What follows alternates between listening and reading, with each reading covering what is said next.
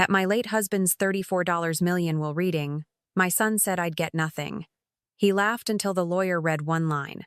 The conference room was heavy with the scent of leather chairs and polished wood, but all I could feel was the sting of betrayal. My husband had been gone only 3 weeks, and here I was, sitting across from my only child. His wife, my daughter-in-law, perched beside him, her manicured nails tapping impatiently against the table. They looked so sure of themselves, like predators circling a weak animal. When the lawyer opened the folder, my son leaned back and smirked. "Let's not waste time," he said with a chuckle that cut through me like glass. "Everyone knows Mother isn't getting a dime. Dad made this estate for me." The way he emphasized me made my stomach tighten. My daughter-in-law squeezed his arm, her lips curling into a smile so smug it made the air in the room feel suffocating. I sat motionless, hands folded in my lap, heart pounding behind my calm expression. I had lived long enough to recognize arrogance when I saw it. What neither of them understood was that my husband had known them too. He had seen the greed in her eyes, the way she whispered poison into our son's ear, slowly turning him against me. Still, in that moment, I said nothing. I wanted them to believe their own fantasy, to taste the sweetness of victory before it turned bitter in their mouths. The lawyer cleared his throat, scanning the pages, his voice steady. Each word felt like a drumbeat, leading toward something inevitable. My son chuckled again, certain he held the upper hand. But I knew, I had always known. One line was coming, one line, that would change everything. People often look at a fortune like $34 million and see only numbers. But I know every dollar carried the weight of sacrifice, time, and trust. My late husband, Richard, and I built that wealth together. It wasn't luck. It wasn't handed down from some family empire. It was blood, sweat, and nights spent worrying whether the choices we made would keep food on the table or drive us to ruin. He started with almost nothing, and so did I. I was there when he drove to meetings in an old truck that coughed smoke at every stoplight. I was there when he came home, bone-tired, but still sat at the table with me to sketch out the plans for a business he wasn't even sure would survive its first year. Richard used to say, "Money is a tool, not a god," and he lived that way. He invested carefully, grew slowly, always reminding me that we were building something not just for ourselves but for our family. I worked beside him, sometimes directly in the office, sometimes at home managing everything else so he could keep his focus. We were partners, truly. That's why, even as I sat in that will reading, being mocked by my own son, I didn't feel shame. I felt sorrow for how far he had drifted from the values his father and I had lived by. When Michael, my son, was young, he was sweet. I remember him running into Richard's arms after school, his little hands clutching his father's shirt, begging him to play catch in the yard. We didn't have much then, but those were the richest years of my life. Richard would look at me, sweaty from the factory, dirt still on his hands, and smile as if he were the luckiest man alive. We dreamed aloud of what we'd do if the business succeeded. Send Michael to college, travel together, and most importantly, raise him to be a man of character. But somewhere along the way, those dreams cracked. It wasn't sudden. It was subtle, the way weeds creep into a garden. When Michael met Jessica, I wanted to like her. I tried. She was charming at first, polite in that rehearsed way people are when they want approval. I noticed how her eyes lingered too long when she walked through our home, scanning the furniture, the silverware, the artwork Richard had chosen over decades. It was as though she wasn't meeting us as people but measuring what she might one day claim. Still, I told myself I was being harsh, that perhaps I was too protective of my son. Mothers are sometimes blind with suspicion, I thought. But the mask slipped sooner than I expected. Jessica grew bolder after they married. Her comments were sharper, her questions more direct. "How much did this house cost?" she asked once, running her hand along the banister. Or, "Do you really need 2 cars at your age?" said with a laugh that was anything but kind. Michael brushed it off, blinded by love or perhaps by pride. He began repeating her words, as though they were his own thoughts.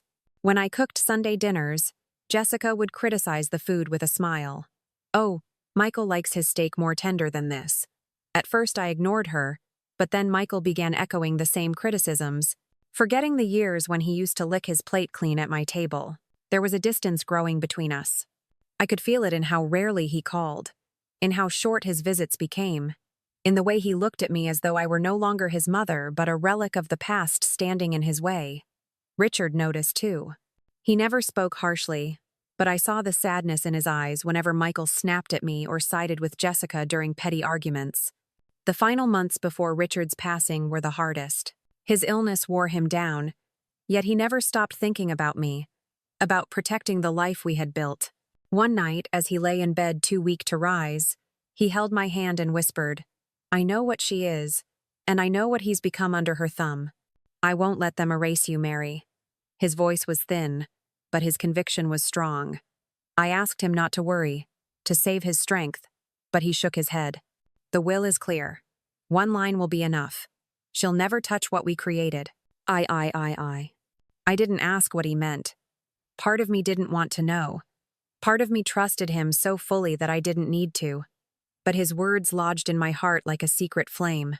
When he finally passed, I was broken, yet I carried that flame quietly, waiting for the moment it would light the truth. After the funeral, Jessica's mask fell completely.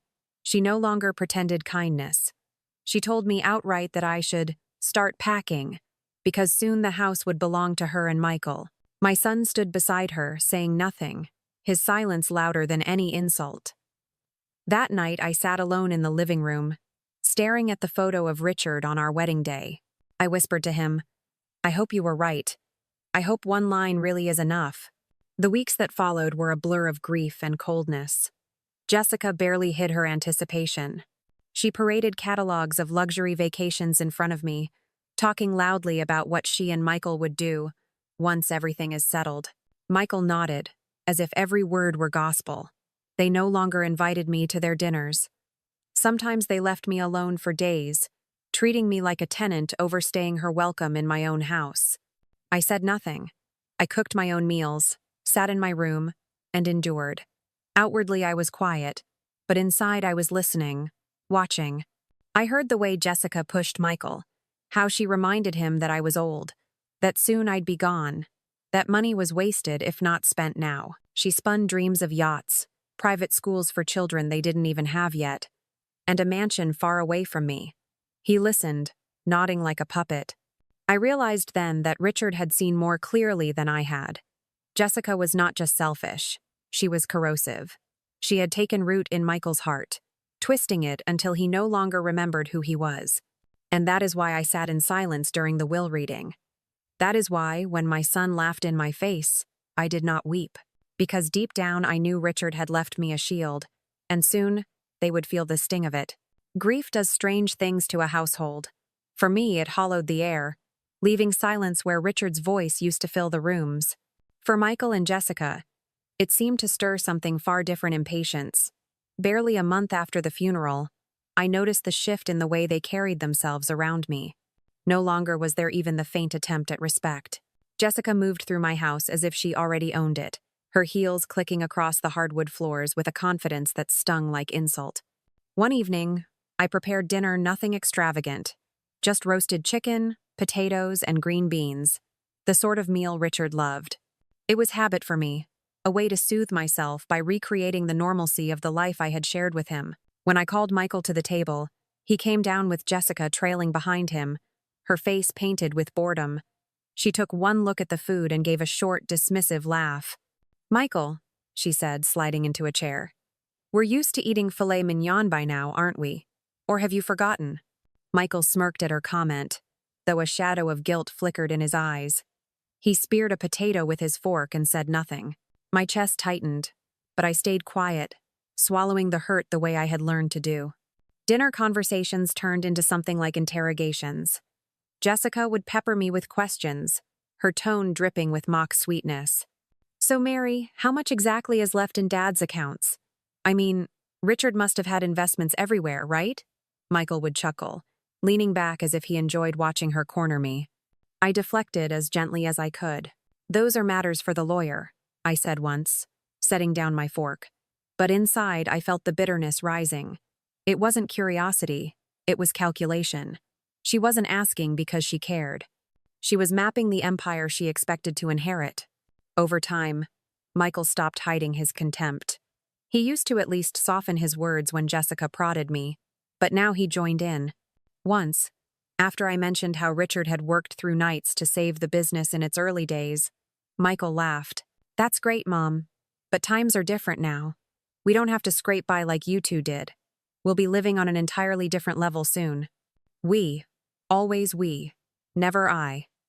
I could see how fully Jessica's influence had wrapped itself around him, choking the boy I raised into someone I barely recognized. It wasn't just the words. It was the small, cruel actions. Jessica began rearranging furniture, claiming the decor looked outdated.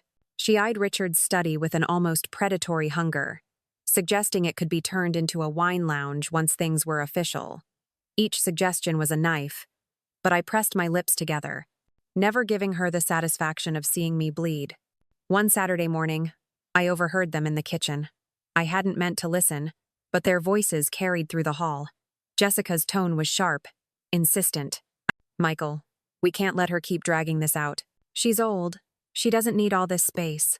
We should start planning the renovations now. By the time the will is read, we'll be ready to move forward immediately." Michael's voice was lower, hesitant, but he agreed. "Yeah, you're right. Once the lawyer finalizes everything, it'll all be ours. She'll just have to adjust." I pressed my back against the wall, clutching the edge of a photo frame. Adjust, as though I were a piece of furniture, not his mother. That night, as I sat alone in my bedroom, I remembered Richard's frail voice, promising that one line would be enough. I closed my eyes and prayed he had been right. The weeks dragged on, each one heavier than the last. Jessica's taunts grew sharper. "Don't get too comfortable in this room," she said one afternoon as she leaned against the doorway to Richard's study. "Once the paperwork clears, Michael and I will redesign it completely. A modern family deserves a modern home." I looked up from the photo album in my lap, meeting her gaze with calm eyes. I said nothing, but in that silence I held my strength. Richard had always told me, patience is a weapon too. Even Michael, once hesitant, began parroting her arrogance. One evening, while we sat in the living room, he turned to me and said, "Mom, you really should think about downsizing. Maybe a small apartment closer to town. It's just practical." His tone was rehearsed, borrowed straight from Jessica's playbook. I nodded, refusing to rise to the bait. "We'll see what the will says," I replied softly. That answer infuriated Jessica more than any argument could have. Her cheeks flushed, her jaw tightened, and she snapped, "Oh, we already know what it says. Everything will go to Michael. That's how it should be. Don't cling to illusions." Michael didn't contradict her. He sat there, staring at the floor, as though my existence were an inconvenience he wished away. Every day became a performance for them, Jessica boasting, Michael echoing. They spoke of vacations, yachts, investment opportunities, as if the money were already theirs. I watched from the sidelines, silent, carrying my grief for Richard and my disappointment in the son we had raised. But beneath that silence was a steady current of certainty. I remembered the way Richard's hand had trembled as he pressed mine, his eyes blazing with determination. "One line," he had whispered. And so I endured, each cruel word and smug laugh sharpening my anticipation. They thought me powerless. They thought me beaten. But I knew better. The day of the will reading was approaching, and though they strutted around like victors waiting for a crown, I kept my quiet watch. For I knew that the empire they thought theirs was built on sand, and the tide was coming. The morning of the will reading arrived like a storm I had seen brewing on the horizon for weeks. Michael and Jessica came down the stairs already dressed as though they were attending some gala. Jessica wore a crimson dress too flashy for such a somber occasion, diamonds glittering at her ears. Michael's tie was perfectly knotted, his watch gleaming under the light. They looked like royalty preparing for a coronation rather than grieving family heading to a lawyer's office. Over breakfast, Jessica scrolled through her phone with a careless smile. "I've already booked us a tour of that property in Palm Springs," she said, showing Michael a picture of a sprawling mansion. "With what's coming, we could buy it outright." Michael chuckled, sipping his coffee. "Finally, a place that reflects our lifestyle." I sat at the end of the table with my tea, invisible to them. Jessica's words weren't even veiled anymore. She spoke openly of spending money that wasn't hers yet. My son nodded along as though every syllable was truth. Their arrogance was a mask, but also a confession they were convinced nothing could stop them. The car ride to the lawyer's office was suffocating.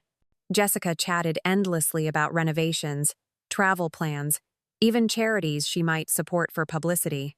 Michael occasionally chimed in, laughing at her jokes, dreaming out loud. Not once did either of them acknowledge the gravity of the day. Richard's legacy, his life's work, had been reduced to nothing but shopping lists and bragging rights. When we arrived, Jessica adjusted her dress in the mirror, smoothing her hair with the kind of satisfaction that only comes when one is certain of triumph. She slipped her arm through Michael's and whispered, loud enough for me to hear, "Smile, darling. Today we inherit our future." Inside, the lawyer's office was cool and quiet. Polished oak bookshelves lined the walls, heavy with law journals. The large table in the center seemed to magnify the tension between us. I took my seat calmly, folding my hands in my lap, while Jessica and Michael settled across from me, leaning close together like a conquering pair. While we waited, I overheard them whispering. Jessica's voice was a hiss of urgency. "Once it's finalized, we'll start by selling off the smaller properties. That cash flow will get us moving quickly. Then we'll deal with this house. She can't stay here, Michael. It'll ruin everything if she clings on." Ame. Michael's answer was firm, colder than I'd ever heard from him. "Don't worry. She won't. This is our time now." My throat tightened. That word echoed again like a drumbeat of betrayal. The lawyer entered, a tall, composed man with silver-rimmed glasses. He greeted us respectfully, though I noticed the slight pause in his gaze when it met mine, as though he already understood the battlefield he was walking into.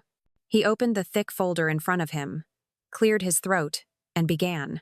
Jessica leaned back with an almost lazy smile, one hand draped possessively over Michael's arm. Michael smirked, his eyes darting toward me with a flicker of triumph. The first portions of the will were standard. Funeral expenses, minor bequests to distant relatives, donations to charity. My son barely listened, drumming his fingers against the polished surface. Jessica yawned discreetly. And then the lawyer's tone shifted. He straightened his papers, adjusted his glasses, and read with deliberate care. I watched Jessica's smile widen in anticipation. Michael's chuckle broke the silence. "Let's get to the real part," he said. The lawyer looked directly at them before continuing. My heart pounded, but my face remained still. I thought of Richard's promise, "One line will be enough," and I knew, at last, we were arriving at it. Jessica crossed her legs, tapping one expensive heel against the floor. Finally, she murmured under her breath, "Let's hear how rich we're about to be." Michael grinned at her words, then turned to me with a cruel softness. "Don't worry, Mom. I'm sure there's something small for you. Maybe the china set." The lawyer raised his hand for quiet and began reading the section that would shatter their illusions. I leaned back slightly, my fingers trembling under the table. The room felt charged, like the moment before a lightning strike. Jessica's eyes gleamed. Michael's laugh hung in the air, and I waited, silent and steady. This was it. The moment Richard had prepared for. The moment Jessica's schemes and Michael's arrogance would finally collide with the truth. One line was coming. One line sharp enough to cut through their greed like a knife. And I sat ready, watching, knowing the world they had built in their minds was about to crumble. The lawyer's voice filled the room with deliberate calm, each word striking the air like a measured beat of a drum. Jessica sat forward now, hungry for confirmation of everything she had convinced herself was already true. Michael glanced at her, his grin spreading wider with every syllable that passed. I sat silently, watching, remembering Richard's frail whisper, "One line will be enough." The lawyer continued, "To my beloved wife, Mary, I leave the family home, her personal belongings, and the assurance of financial stability for the remainder of her life." Jessica's lips twisted into a smug smile. She leaned into Michael's ear and whispered, not quite softly enough, "There it is, just a token. The rest is ours." Michael nodded, glancing at me with that sharp, dismissive smile he used to hide his contempt. See, Mom? Dad thought of you. That's sweet. But the lawyer's eyes did not waver. He turned the page, his tone unbroken, unhurried. And to my son, Michael. The room seemed to lean forward. Jessica gripped her husband's hand, her nails pressing crescents into his skin, eyes glittering. Michael straightened in his seat, his breath caught with anticipation. I leave the remainder of my estate, totaling $34 million, under one condition. The smile on Jessica's face froze. Michael's laugh stuttered into silence. The lawyer read on. Should my son's wife, Jessica, by any means have claim, control, or influence over these assets, whether by marriage, joint ownership, or coercion, then my son shall be disinherited. In such event, the entirety of my estate, including assets, investments, and properties, will pass in full to my beloved wife, Mary. The words dropped into the silence like stones into still water, ripples of shock spreading through the air. For a moment, no one moved. Michael blinked, his face pale. Jessica's mouth opened, then snapped shut again, her breath ragged as she tried to form words. I sat as still as stone. My heart beat furiously inside my chest, but outwardly I was calm, composed. Richard's promise had been real. One line, just one, had been enough. Jessica was the first to break. She slapped her hand on the table so hard the papers rustled. What? That's absurd. He can't do that. I'm his daughter-in-law, his family. This is discrimination. Her voice cracked with rage, the polish and charm she always wore stripped away in an instant. The lawyer adjusted his glasses, unfazed. Mrs. Thompson, the language is legally binding. Your late father-in-law had full authority to stipulate the conditions of his estate. The will was signed, witnessed, and filed months before his passing. There is no ambiguity. Michael turned to me, his expression a mixture of shock and desperation. Mom, you knew about this? I shook my head slowly. I knew your father had his reasons. I trusted him. Jessica's face burned red. She leaned toward the lawyer, her voice shrill. This is insane. He wrote that because she poisoned him against me. She manipulated him in his last days. This isn't fair. The lawyer's expression remained steady, his voice clipped and firm. Mr. Richardson was of sound mind when this document was executed. There is medical and legal confirmation of that. Any challenge will be difficult to pursue. End quote. Jessica turned her fury on Michael, grabbing his arm. Say something. Don't just sit there. But Michael sat frozen, his jaw slack, his eyes darting between me and the lawyer. For the first time, I saw cracks in his arrogance. He looked like a boy again, lost and bewildered, unsure of the ground beneath him. Michael, I said softly, my voice breaking through the storm. Your father saw what was happening. He saw what she was turning you into. He wanted to protect what we built, not from you, but from greed. Jessica hissed. Don't you dare talk to him like that. He's the heir, not you. The lawyer cleared his throat, continuing as though her outrage were nothing more than background noise. The remainder of the estate is therefore assigned to Mrs. Mary Richardson, effective immediately, unless proof is provided that Michael maintains full separation of financial affairs from his wife. Should he fail to do so, all assets transfer directly to Mary Richardson. Jessica's eyes widened. She turned on Michael, her voice trembling now. You can fix this. You just have to separate our accounts, right? Do it. Say you'll do it. Tell him. Michael stammered. But that means... That means what? Jessica snapped, her nails digging deeper into his arm. That means nothing changes. You'll still have everything. Just cut the paperwork clean. We can work around it. The lawyer interjected, his tone cool and absolute. Any attempt to circumvent this condition will be legally invalid. Mr. Richardson anticipated that possibility and included language to prevent manipulation. The intent is clear. Should Mrs. Jessica Thompson exert any influence, Mr. Michael Richardson forfeits his inheritance. Jessica's voice cracked. This is insane. You can't erase me with a line of ink. End quote. But the truth stood there, undeniable, written in Richard's careful hand, sealed with his foresight. Michael buried his face in his palms. His shoulders trembled. Whether from rage or despair, I couldn't tell. Jessica stared at me, her fury unmasked, her voice low and venomous. You did this. You made him hate me. You made him write that line. I met her gaze, my expression calm. No, Jessica. You did that yourself. The silence that followed was thick, broken only by the ticking of the grandfather clock in the corner. The lawyer packed his papers methodically, unshaken by the storm of emotions still swirling in the room. Jessica stood abruptly, her chair scraping harshly against the floor. "This isn't over," she spat, glaring at me with eyes that promised war. She stormed toward the door, heels clicking like gunshots on the hardwood. Michael remained seated, staring down at the table. His face was pale, his lips pressed thin. For the first time, he seemed to realize what he had lost, not just money, but dignity, trust, and the bond with his father that no wealth could buy back. I rose slowly, steadying myself with the edge of the table. My voice was quiet, but it carried through the heavy air. "Your father gave you a chance, Michael.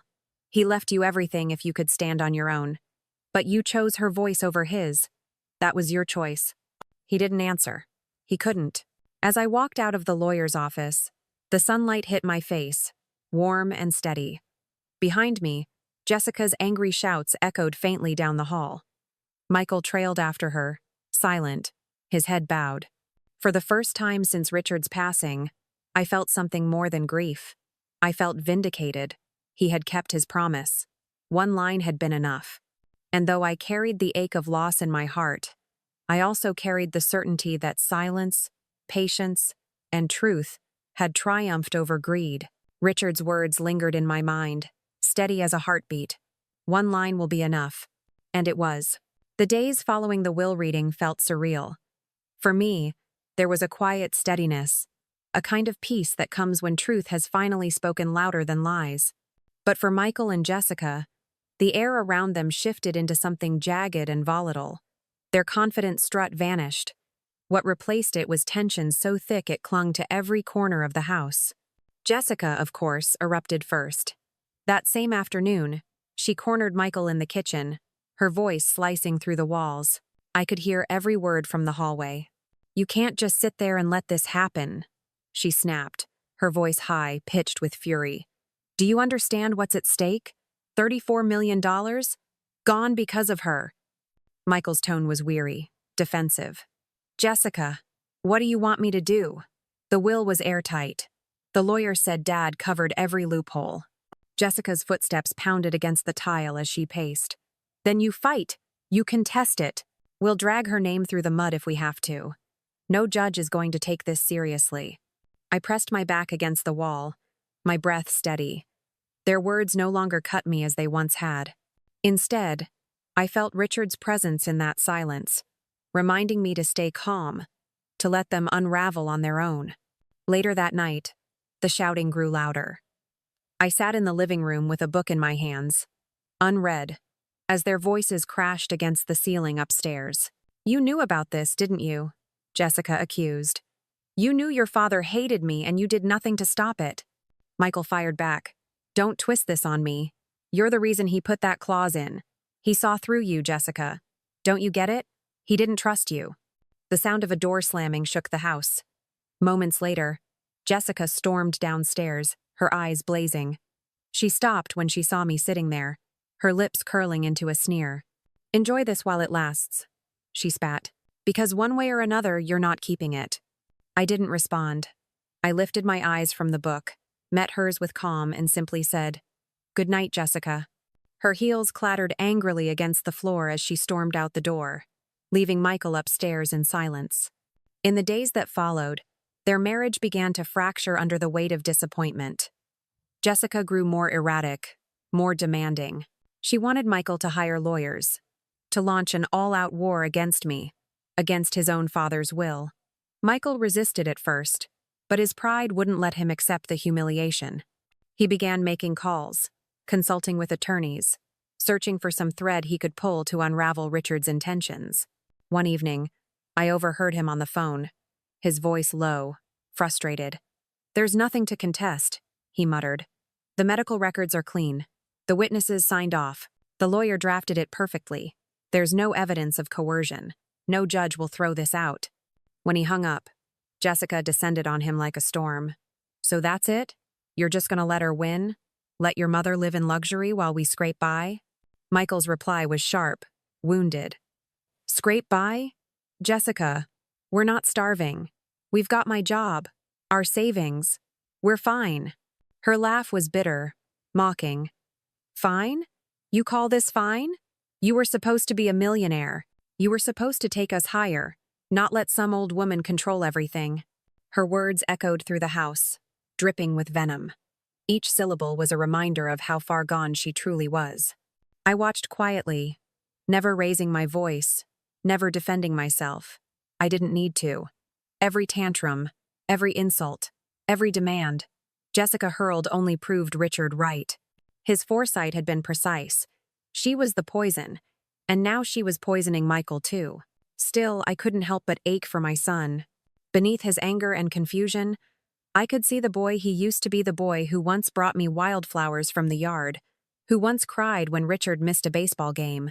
That boy was buried deep now, buried under Jessica's ambition and his own weakness. At night, I'd sit in my room with Richard's photograph, whispering to him, "They're tearing themselves apart, love. You saw it coming, didn't you? You always saw clearer than I did. Inda." And in the silence, I felt his answer. I felt his steady hand guiding me to do nothing, to simply wait, to let the truth dismantle their illusions piece by piece. Michael grew quieter in the days that followed. He avoided my eyes at breakfast, his voice subdued. Jessica, on the other hand, grew louder, more desperate. She filled the air with plans that no longer had any ground to stand on. She raged about moving into the city, about buying yachts, about living the life she believed she deserved. But her words had become hollow, her tone edged with panic.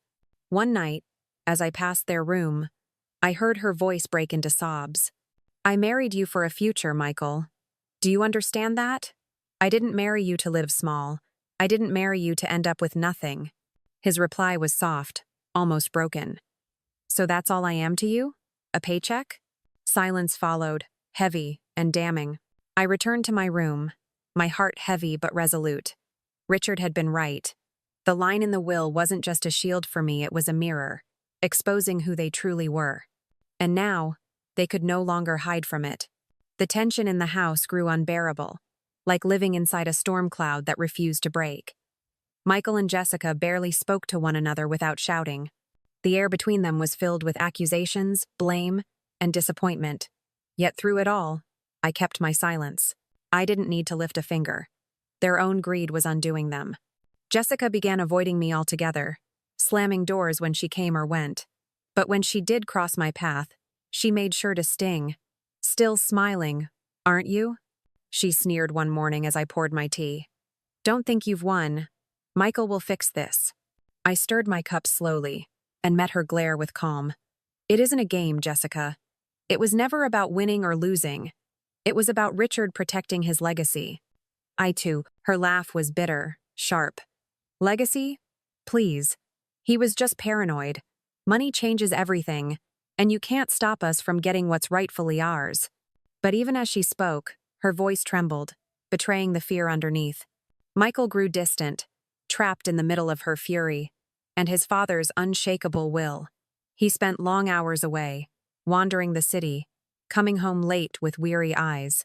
When Jessica confronted him, her words cut deep. "You're useless. A real man would fight harder. You let her humiliate us in front of that lawyer. You let your own mother take everything." Michael snapped one night, his voice shaking the walls. "Enough, Jessica. Do you hear yourself? This is exactly why he wrote that line. Because of you. Because of what you've become." I heard the thud of her footsteps as she stormed out, the front door slamming behind her. Michael remained upstairs, silent, the weight of his words hanging in the air. The days that followed revealed the cracks in their marriage. Jessica spent nights at her sister's, sometimes not returning until morning. When she was home, she treated Michael with contempt, her affection long replaced by resentment. Michael, once proud and arrogant, now looked like a man defeated, torn between the woman he married and the truth he couldn't escape. One afternoon, I found him sitting alone in the living room, staring at the portrait of Richard that hung above the fireplace. His shoulders slumped, His hands clasped tightly together. "Dad knew, didn't he?" he whispered, his voice barely audible. He saw her for what she was. I sat across from him, my eyes soft. "Your father loved you, Michael. He wanted to protect you, even from yourself. He hoped you'd choose wisely." Michael's eyes brimmed with tears, though he blinked them back. "I thought she loved me. I thought—" His voice trailed off, hollow. Jessica entered then, her presence sharp as ever. She took one look at him and scoffed. "Are you crying? Pathetic. No wonder your father didn't trust you. You couldn't stand up for us. And now we've lost everything." Michael stood abruptly, his voice shaking with restrained anger. "No, Jessica. You lost everything. I lost my father, my dignity, and maybe even my marriage, but you—" He paused, his chest heaving. "You lost the mask, and I finally see you clearly." Jessica's face twisted with rage. She grabbed her purse and stormed toward the door, muttering curses under her breath. The sound of the door slamming echoed through the house again, but this time it felt final. After she left, Michael sank into the chair, covering his face with his hands. I remained quiet, giving him space, knowing that silence carried more weight than words. That night, the house was still. For the first time in weeks, there was no shouting, no insults hurled across the walls, just silence heavy, but cleansing. In the days that followed, Jessica's appearances grew scarce. Eventually, her things began to disappear from the bedroom upstairs. Clothes, jewelry, handbags gone, little by little. She didn't announce her departure, but her absence grew like a widening shadow. Michael noticed, of course. He said nothing to me, but I saw it in his face. The realization that the woman he thought would make him whole had instead hollowed him out. One evening, he came to me, standing awkwardly at the doorway of my room. His voice was rough, hesitant. "Mom, I'm sorry. For everything. For what I said. For what I let happen." I looked at him, seeing both the man and the boy he had been. My heart ached, but I kept my voice steady. "Michael, you let yourself be blinded. But your father gave you a choice. And now you have to decide who you'll be without her." His eyes welled with tears, and he nodded, silent. Then he turned and left, the weight of his mistakes heavy on his shoulders. As for me, I stayed true to Richard's wish. I managed the estate carefully, preserved the home we had built together, and carried forward his legacy. I did not gloat. I did not seek revenge with my hands or words. I simply lived, steady and quiet, letting the truth speak for itself. Jessica had tried to burn our family's foundation for her own gain, but in the end, she consumed only herself. And Michael, though scarred, still had a chance to find his way back. Richard was right. One line had been enough. When the storm finally passed, the house grew quiet again. Not the heavy, suffocating silence of grief and hostility, but a calm stillness that carried a different weight. Survival. I often found myself walking through each room, my hand brushing against the furniture Richard and I had chosen together, breathing in the familiar scent of polished wood and old books. It was as if he was still there, watching, reminding me that everything we had built was meant to last beyond greed and betrayal. Jessica never came back. She left Michael without a word of goodbye, taking with her only what she could carry. In truth, she had been gone long before her bags disappeared from the house.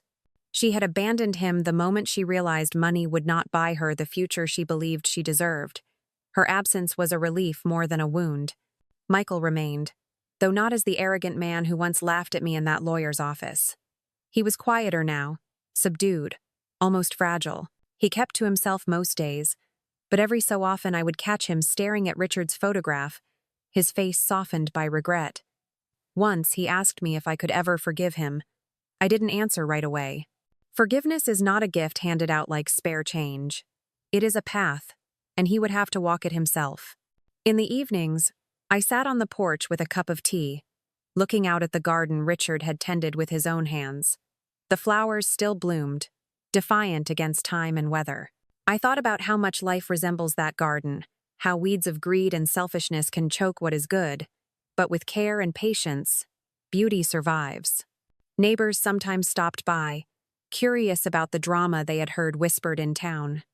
I smiled politely, and told them the truth in as few words as possible. Richard left me everything, and he left them nothing, because he saw what I refused to see. Their eyes widened, their voices hushed, but I never elaborated. Some things do not need embellishment.